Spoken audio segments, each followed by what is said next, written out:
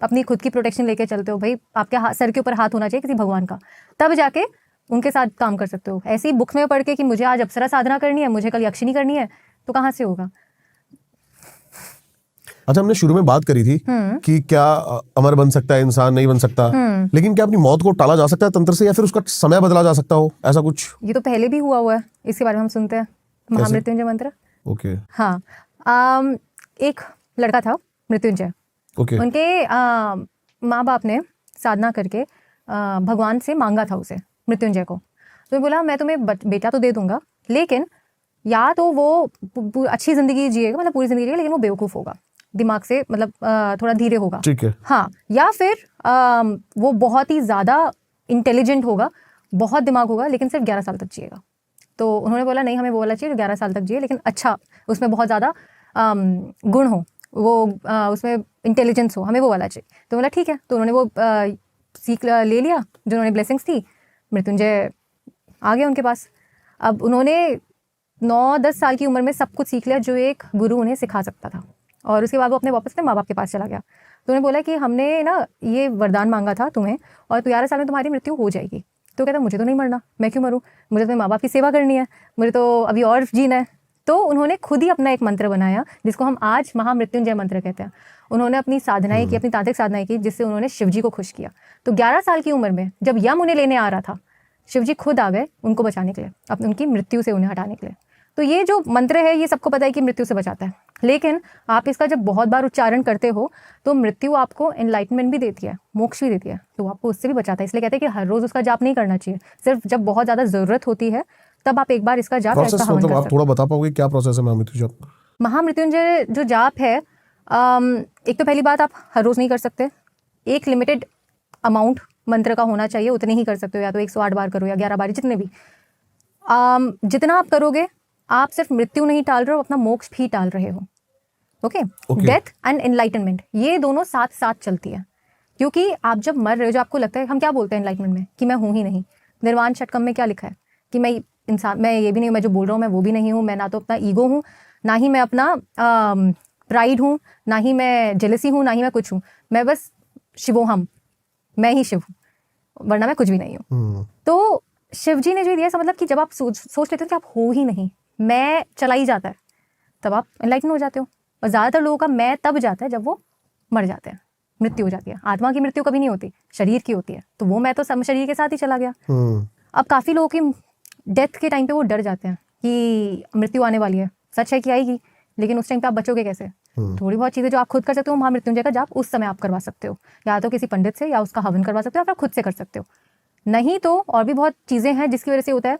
महासंजीवनी एक और जो बहुत ही सुंदर चीज़ भगवान शिव ने दी है, जिससे आप किसी को ठीक कर सकते हो, और सिर्फ इंसानों का ही नहीं, जानवरों का भी होता है। अब इंसानों का तो एक था कि एक नोएडा में ही एक रहते थे फैमिली, तो उनके जो पिताजी थे वैसे थे, ओल्ड थे काफ़ी, हैं कुछ 75-80 ईयर्स के होंगे। तो वो 6 महीने से आईसीयू में थे, और हर रोज़ उनका लाखों का बिल जा रहा था, क्योंकि इतनी सारी चीज़ें लगानी पड़ रही थी। टाइम पे उनको थोड़ा बहुत लंग्स में प्रॉब्लम हुई, और तब से वो वहीं पे ही थे। तो उन्होंने सीधा बोलिए, देखिए वो मेरे पिता हैं, उन्हें भी जिस भी तरह से आप बचा सकते हो आप बचा लो। तो भगवान शिव का एक उन्होंने एक बहुत ही सुंदर चीज़ हमें दे के गए हैं वो, और वो है महासंजीवनी। महासंजीवनी की साधना जब आप करते हो, जब उनकी पूजा करते हो, उनका चक्र बिठाते हो, तब आप उस चीज़ को रोक देते हो। मृत्यु हमेशा के लिए नहीं रुक सकती है, लेकिन कुछ समय के लिए रोक सकते हो, और उसका जो पेन है वो हटा सकते हो, कि किस सफ़र होके ना जाए, आराम से। हाँ, तो अब वो 6 महीने से वहीं पे ही थे। उसके एकदम बाद वो घर आ गए जब हमने महासंजीवनी की क्रिया की। उसी के ही अभी 1-2-1.5 साल हो चुके हैं, हमें तो खड़े हुए चलते फिरते ऐसे दिखता है जब से वो चीज़ हुई है। और आप एक डॉग का बता रहे थे? हाँ जी, पहला केस मैंने आज तक मेरी पूरी लाइफ में मैंने पहला ऐसा केस देखा है जहाँ पे एक लेडी अपने डॉग से इतना प्यार करती थी कि उसने उसके लिए रिचुअल करवाया उसे बचाने के लिए। और वो देखिए मैं भी शौक थी, मतलब इन चीज़ों में लाखों रुपए जाता है, अपने डॉग के लिए करा रहे हो। हम करते हैं बंदे वही आपको लग रहा है आप सोच नहीं सकते कि डॉग से कितना ज़्यादा प्यार हो जाता है। बहुत ही, तो ये चीज़ तो है, वो जो बॉन्ड था उनका।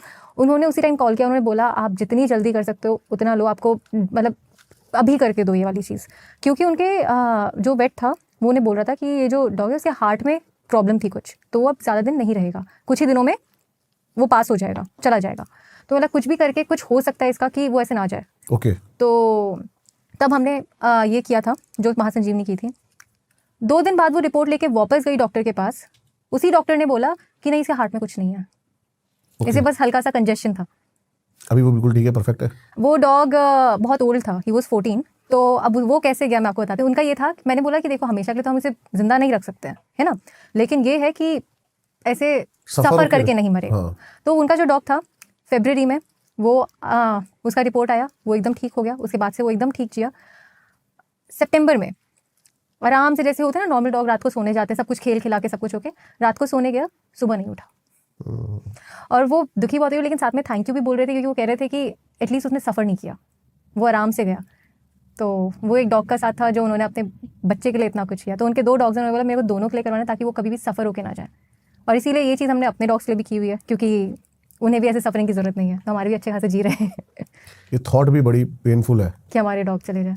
पता नहीं कैसे मेरे साथ होता है कि जो चीज़ मैं सोच रहा होता हूँ मेरे आगे उनकी बातें होने लगती है। जैसे मैं आपको बता रहा हूँ कि मैं कुछ सोच रहा हूँ और एकदम से 2-3 दिन बाद सुबह फीड में ओशो की वीडियो आती है और वो सॉल्यूशन होता है। ऐसा होता है बहुत सारी चीज़ें, बहुत सारी बार। अभी मैं कल सुबह उठा मैं, और मेरा डॉग ही मेरे को उठाता है आके, और वो आके मतलब करता है, मतलब थोड़ी सी पैम्परिंग। तो मैं देख के बस मैं इमोशनल हो गया कि मैंने कहा यार, अगर ये पूरी लाइफ तो मेरे साथ नहीं रहेगा, मेरी लाइफ ज्यादा है इसकी। तो मैं इमोशनल हो गया बहुत ज्यादा उसको देख के। और अभी वो चीज आ रही है। अभी तो वो बहुत छोटा है, अभी तो 3.5 साल का है। हाँ। लेकिन उससे इतनी ज्यादा मेरी अटैचमेंट है, इतनी ज्यादा, मतलब बहुत ज्यादा। वो इतने सुंदर प्यारे भैरव के रूप होते हैं ना। हमने हमारे पास 2 डॉग्स हैं, तो हमें अब जब वो बच्चे अच्छा है, खेल रहे हैं, कूद रहे हैं, एक बार क्या हुआ कि पूजा करते करते मुझे देवी ने खुद बोला कि इसे तर्पण दे।